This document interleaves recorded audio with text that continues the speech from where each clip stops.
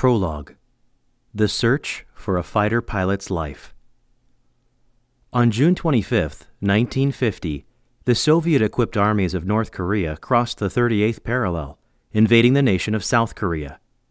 Condemning this invasion, the United Nations requested the help of its members, including the United States, to counter this onslaught of communist aggression. It had only been 5 years since the end of the bloodiest war in America's modern history, and now it was being called into another, only this time it wouldn't be a popular war. In fact, it wasn't even declared a war by President Harry S. Truman and his administration. According to him, it was only a police action, but to those in the military who fought in Korea, it was definitely a war, and one they will never forget. Over the next 3 years, the two sides fought to an uneasy standoff, ending the war almost where it began, on the 38th parallel. After the armistice was finally signed and put into effect on July 27, 1953, the number of casualties reported was staggering. Approximately 34,000 American soldiers, sailors, airmen, and Marines had been killed, although this number is still being debated. Another 92,000 servicemen were wounded, and almost 8,000 are still unaccounted for. Taking into account the estimated 2 million civilians who died, which is a conservative figure, an exceedingly high price was paid in order to retain freedom for a small Asian country that at the time most people had never thought about, or in some cases even knew existed. South Korea is still free today, thanks mostly to the numerous sacrifices these American heroes gave defending it, especially the brave men from all branches of the military who gave up their lives. Some of these heroes, who paid the ultimate price for freedom, proudly wore the blue uniform of the United States Air Force. One of them was my uncle, Second Lieutenant Jimmy L. Escalle, a fighter pilot who disappeared just 5 weeks before the war ended. I never had the privilege of knowing my uncle personally. He was listed as missing in action several years before I was born. One day, while rummaging through some old photographs in my parents' bedroom, I came across a small photo of a man wearing an aviator's cap and goggles. I asked my mom who he was. She told me that he was my Uncle Jimmy, my dad's older brother, who had been in the Air Force, but he had never returned from the Korean War. She told me I was named in honor of him. Well, that statement sparked my curiosity even brighter. I wanted to know more about my uncle's life, especially his role with the Air Force. I also wanted to know about the Korean War so I could understand the environment in which he fought and eventually gave his life. Although I was just 8 years old at the time, I thought that maybe someday, somehow, I would know his complete life story, because I didn't want him, like the Korean War itself, to be forgotten. When I began my search, the only thing I knew for certain was the fact we shared the same first name. I also knew he flew jets in the Air Force because my dad showed me a photograph of his older brother next to a jet airplane taken while he was in training. It was a beautiful black and white photo showing him standing on a ladder attached to the right side of the aircraft. Jim was wearing a dark, one-piece flight suit with a heavy-looking parachute on his back. He was clutching a rung of the ladder with his gloved right hand and holding his white flight helmet with his left hand. I was admiring the photo when Dad mentioned that he and Jim took their advanced training in jets at the same base, only 8 months apart. After Jim had been accepted into pilot training, Dad had wanted to do the same thing, following in his brother's footsteps. My dad is a man of few words, so it's sometimes hard to understand how he feels. But I could tell as he spoke how proud he was of his brother. He missed him deeply when he didn't return from Korea. They were only 14 months apart in age, almost inseparable while growing up, and had accomplished many things during their time together. My dad wasn't the only one in my family who assisted me in my search for information. My grandfather, or Grandpa Frank, as we 5 grandkids called him, helped by patiently answering the torrent of questions that I bombarded him with almost incessantly. He still lived in the same house where Dad and Jim had grown up, and it was exciting to spend occasional weekends there during the summer months. The first time I spent a weekend alone with Grandpa Frank was during the summer of 1969. He picked me up from home on a Friday afternoon and brought me to his house. The next day I was supposed to help him with the irrigation work on the farm he managed, about a mile outside of town. He went to bed at about 9:30 that night because he was exhausted from the day's work. I was 9 years old, and at this time in my life, I was a night person. I liked to stay up late, especially on weekends. So while he slept, I walked into the kitchen, opened the refrigerator, and took out a bottle of Pepsi-Cola. I looked inside for something to eat, but didn't see anything except more bottles of Pepsi and grape knee-high, along with a glass pitcher filled with water. The cupboards were empty as well. I soon found out that Grandpa Frank didn't like to cook, so he always ate his meals at the local cafe in town. After taking a few sips of the soda in the kitchen, I carried the bottle back into the living room and plopped myself down on Grandpa Frank's favorite recliner to watch television. There was no cable TV back then, at least where he lived, so the programs were limited to only a few local channels. I made sure the volume was turned down too, because his bedroom was on the other side of the wall, and I didn't want to disturb him. While sitting in Grandpa's chair, having finished the Pepsi, and bored from having nothing worthwhile to look at except an old Gene Autry Western, I couldn't help but stare at a dark, walnut-stained cabinet sitting in the corner across from the television. Inside this cabinet was one of those old-fashioned radio and record turntable combination sets. The turntable worked, but the radio was broken. When I tried turning the knob, it didn't light up. I think one of the tubes inside was burned out. But it didn't matter anyway, because what attracted me to the cabinet wasn't what was on the inside. It was the two large black and white photos sitting on top. Enshrined behind glass, in thin, brass-plated metal frames, were portraits of Dad and Jim in their Air Force dress uniforms, their pilot wings pinned above the left breast pocket. Dad's photo was on the left, and Jim's was on the right. When I looked around the room, I noticed that these were the only photos Grandpa had on display anywhere in the house. Looking at Jim's portrait, I tried to imagine the type of man he was, whether he was like my dad or completely different. What kind of personality did he have? Was he outgoing or shy? What did his voice sound like? What kind of pilot was he? There were so many questions, but still not enough answers. I knew quite a bit from my dad's time in the Air Force, but while staring at those photos, I just couldn't get it out of my mind that there must be a way to find more information on my uncle. Even with all the things Dad and Grandpa Frank said about him, he was still a mystery to me. Early the next morning, while it was still dark, I stumbled out of bed when Grandpa Frank bellowed, "Jimmy, it's time to get up!" He was standing there next to the bed, dressed and ready to go to work. Me? Well, let's just say, I learned to go to sleep earlier next time.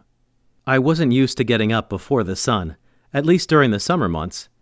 Besides, after that dull Western was over, I'd stayed up until after midnight watching the movie 12 O'Clock High starring Gregory Peck. I had already watched it about a dozen times before, but it was one of my favorite war movies, and I just had to watch it again.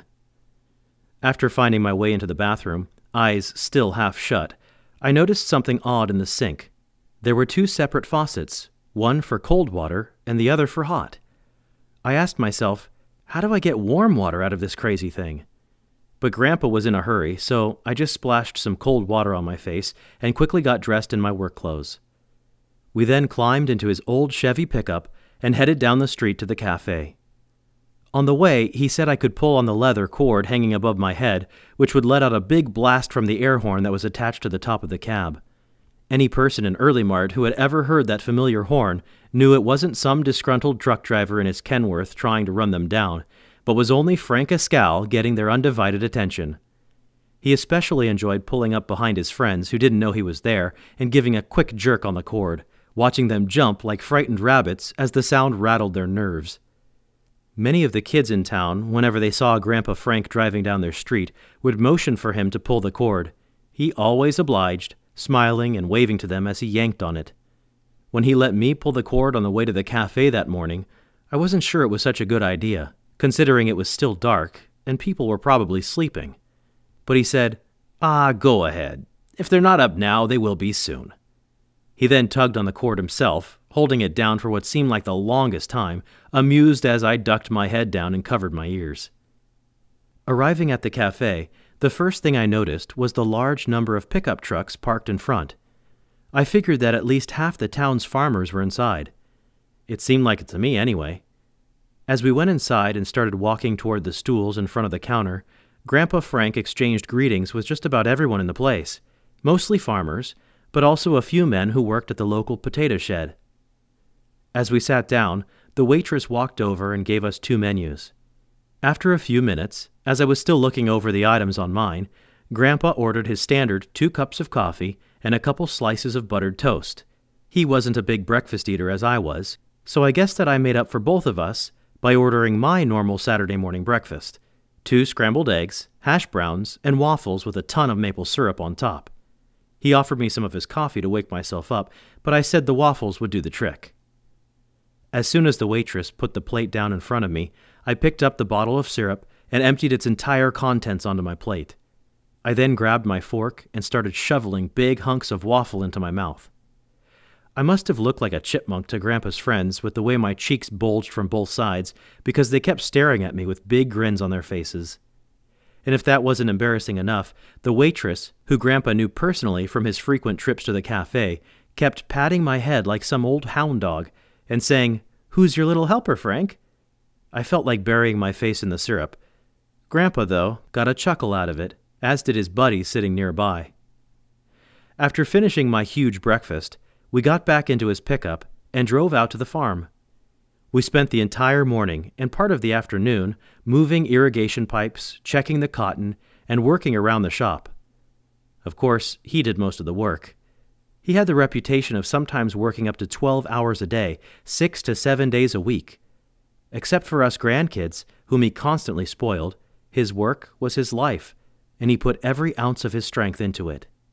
Being Saturday, and maybe the fact I was with him, we came back to his house earlier than normal. If he was working in the fields by himself, he probably would have stayed a few hours longer. Grandpa Frank liked to watch baseball games on Saturday afternoons whenever he had the opportunity, so he sat down on his favorite chair and let me turn on the television for him. Since I knew it wouldn't be long before he dozed off, I asked a few more questions about Jim, along with some questions relating to the Korean War. Although I was familiar with a place called Vietnam from the daily TV news, I didn't know a single thing about Korea. When I returned home the next day, I had to look on a map to find where it was. Grandpa Frank tried to answer my questions the best he could. Although he didn't say much, like Dad, I could see the glimmer of pride in his tired and weather-worn face as he spoke highly of the uncle I never knew. Being the curious one, I asked him if Jim received any medals while he was over there. He hesitated for a few seconds, then, without saying a word, pushed himself up from his chair and walked slowly into his bedroom. He started to scrounge through his dresser drawers for a few minutes, going through one, then another. He finally brought out 3 black, leather-bound, rectangle-shaped cases with gold stenciled lettering on top. He put them down on the edge of his chair, and then went back into his bedroom to close the drawers and pick up a couple t-shirts that fell on the floor. Because of my eagerness to see what they were, I didn't wait for Grandpa to return and hand the cases to me. I quickly stood up and took them over to the small couch across the room where I had been sitting. These cases looked like the kind I'd seen Mom keep her jewelry in at one time, only these were longer. When I opened the first one, stenciled in gold with the words Air Medal on top, I was amazed at what I saw. The bottom of the case was lined with a beautiful golden yellow felt where the medal sat, and the inside of the top lid was covered in a shimmering silk of the same color.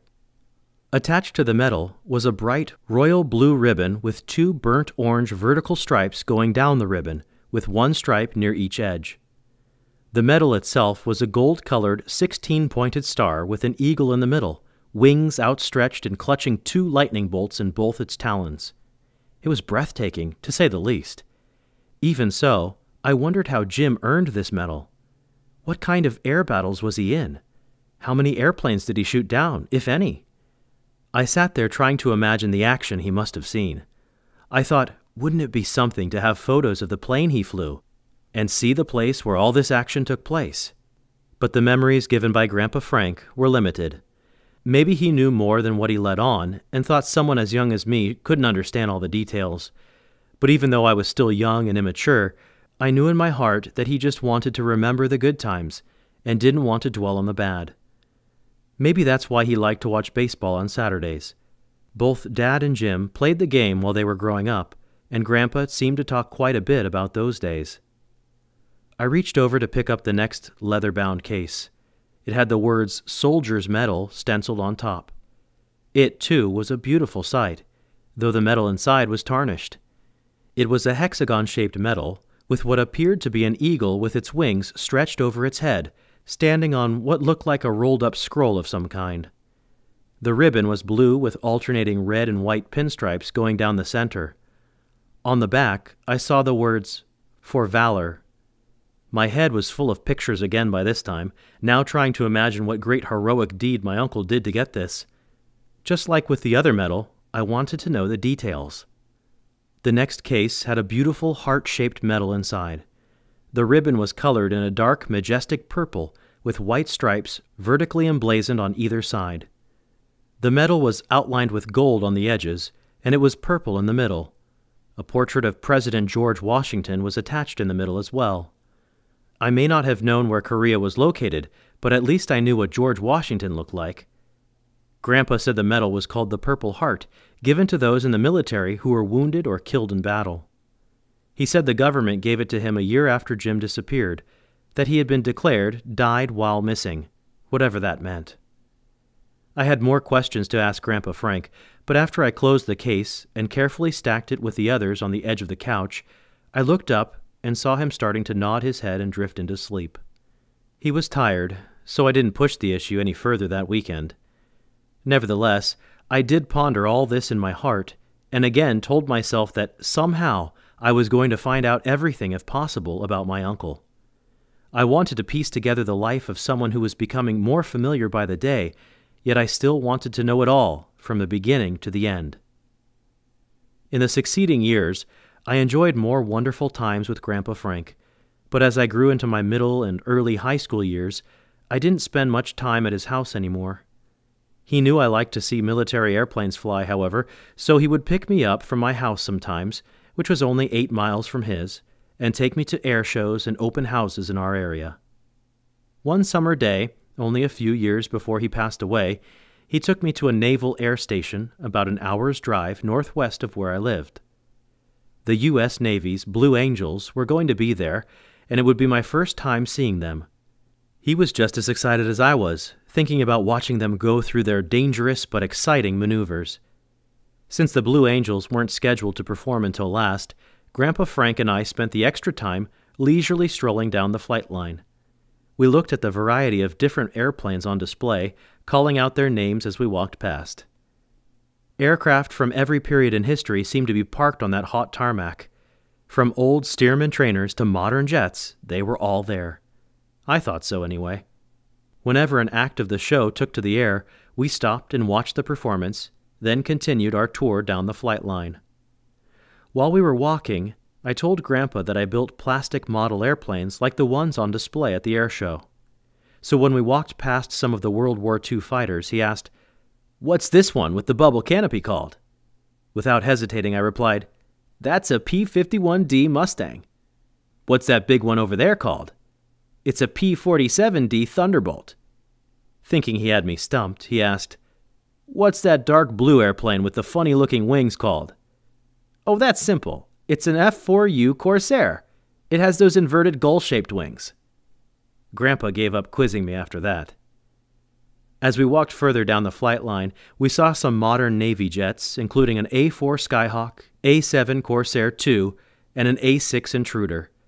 Big cargo planes from the Air Force were sitting there as well, along with a couple of Air Force jet fighters. One of the Air Force fighters was a camouflaged painted F-4 Phantom II, like the ones flown in Vietnam. I had a plastic version sitting on top of my bookcase back home, but this was the real thing, and it sure looked awesome. I noticed that one of the jets, however, stood out from the rest along this flight line. Nestled between the A-6 and another Navy aircraft was a vintage Air Force jet fighter. It looked so small, sandwiched between those two big Navy jets. This one was smaller than the F-4, but had nice, clean lines. It also had a natural aluminum skin, unlike the other aircraft, which were painted in colors. This jet fighter had swept back wings and a sliding bubble canopy that was currently in the open position. The aircraft had a single engine with the air intake going right through its nose, unlike the F-4, which had two engines, the intakes on either side of the fuselage. I wanted to have a closer look and take a peek inside the cockpit, but the jet was roped off like the rest of the displayed aircraft. I knew, however, from seeing some of my dad's Air Force photos, that this was the same type of plane he flew while a fighter interceptor pilot in French Morocco. I also knew by this time that my uncle flew the same aircraft as a fighter-bomber pilot in Korea. I turned to Grandpa and told him, "This jet is an F-86 Sabre, just like Dad and Jim flew." He looked at me with a big smile and proudly said, "Yep, it sure is. It's the same type of airplane your dad and uncle flew, and it was also the greatest fighter aircraft around back then." After he said this, he stood for the longest time admiring the sleek silver jet fighter. As he scanned over it from nose to tail, I looked into his squinting eyes and wondered what was going through his mind. Was he thinking the same thing I was? After watching the Blue Angels in their shiny blue and yellow A4 Skyhawks perform their amazing aerobatic routine, Grandpa Frank and I slowly found our way back to his car in the parking area, then drove down the long, congested road leading to the front gate of the base. After turning onto the freeway, Grandpa concentrated on his driving, while I just sat and stared out the passenger side window. While watching herds of cows, endless rows of houses, and miles of trees and orchards flash by the window, I happened to look up and saw the wispy contrail of a large jet airplane flying high in the stratosphere. As I watched the jet fade into the distance, my thoughts drifted back to that F-86 Sabre on the flight line, and to an uncle who flew a similar one in a war that was still vague to me. Mental images of him flying this historic aircraft in combat permeated my mind for the rest of the trip home. A short time after Grandpa Frank died, my dad, being the sole heir, put Grandpa's house up for sale. He hated to do it, what with all the memories tied up in that house. But Dad was a practical man and said the money would come in handy down the road. He was self-employed, with a custom land leveling business at the time. On days when it rained, he couldn't work due to the muddy fields, and he was only paid after the job was done, so the extra money would come in handy, as he said, for those times during the winter months when the fields were saturated with water, and it might be weeks until he could resume his work. The money could also be used for what he called those little emergencies, like the time he had to spend over $10,000 to have his Caterpillar tractor's starter motor overhauled. I hated to think what constituted a big emergency. Now I know why we ate creamed tuna on toast so many nights of the week. Dad called what we ate something else, referring to his days in the Air Force when he ate chipped beef on stale toast, but Mom wouldn't let him say it at the dinner table. Before Dad sold Grandpa Frank's house, he and Mom went inside and cleaned everything out. Bringing the collected items back home, they decided to give his clothes to charity and give away some of the few pieces of furniture he had to relatives. All of his important papers, trinkets, watches, and such, they kept in a box on the top shelf of their bedroom closet. Included in this box were some things belonging to Jim, as I soon found out when I sifted through it. All of his military medals were in the box. His high school class ring was there, which is something I had never seen before. A bronze American Legion School Award medal, about 3 inches in diameter, was in the box. Even though it was heavily tarnished because of age, I could read the words, "For God and Country," on the front. Some words were written on the back, but I didn't bother reading them. It wouldn't be until many years later that I understood the important significance of this medal. I kept digging through the box to see if I could find any more items belonging to my uncle. I found a pair of slightly tarnished silver pilot wings, a set of gold and silver lieutenant's bars, and a watch with the initials J.E. inscribed on the inside of the band. I can't recall if these were in the box or separate, but both of Jim's yearbooks from his pilot training bases were in this eclectic mix of things. They were worn around the edges, but otherwise in excellent condition. After asking Dad's permission to borrow them, I hurried to the living room, sat down on the couch, and slowly perused the pages. I stared at these young, unfamiliar faces of men whom my uncle knew at one time in his life. They talked with him, shared each other's stories, and went through months of rigorous flight training together. I wanted them to jump off the pages and speak to me. I wanted to ask them so many questions about Jim, yet they were only images in a book. If I could, I'd ask them if Jim was a good pilot, a fair pilot, or dare I say, even a bad pilot. I'd ask all sorts of questions relating to their training, so I could paint a mental picture of what Jim went through at those bases, and get to know them as well since they were a part of his life. But again, they were only faces in a book. Faces from the past that I thought would always be locked in the past. Although I had acquired much more information at this point on my uncle, I was still closer to the starting line than I was to the finish. As weeks went by, I occasionally found more old photos stashed away in my parents' closet. I also discovered some of Jim's colored slides from Korea hidden in the hall closet, mixed together with my dad's slides from French Morocco. Dad had put all the slides together in small boxes and stored them on the top shelf along with the projector, an old Bell and Howell that only worked part of the time. The bulbs had a tendency to burn out, and the slide magazines tended to stick when you wanted to show the next slide. But on those rare nights, when nothing exciting was on TV, we sat on the couch to watch the slideshow of old family pictures. I made sure to ask Dad if he would include his slides from French Morocco, that way I'd be able to see Jim's pictures. They gave me a colored image of Jim, some of the planes on his base, and a building or two, but there were only about 10 really clear slides. Although they gave a little more information of that important time in his life, I still wanted to know more. It was like putting together a large jigsaw puzzle, but most of the main pieces were still missing. While sorting through some of Grandpa Frank's materials, Mom found a few more pieces to this large puzzle of Jim's life. She came across an old, tattered scrapbook. It looked like it was ready to fall apart. Some of the pages, worn from years of use, were sticking out the sides and easily tore when I touched them. Carefully opening the scrapbook, I looked inside and gazed upon a bevy of untapped treasure.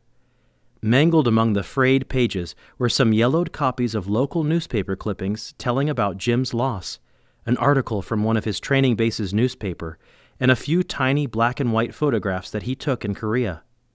I also found inside this treasure chest a typed copy of the letter that Jim's flight leader sent to Grandpa Frank. It was dated only a few days after Jim was reported missing in action. It didn't give a lot of details, but it did explain the type of mission he was on when he disappeared. I found the original handwritten letter a few years later. As I grew older, left home, and became busy with my college activities, my zeal for finding information on my uncle began to seriously diminish. You might say the pilot light was still on, but the burner wasn't lit. In other words, the interest was still there, but the motivation was gone.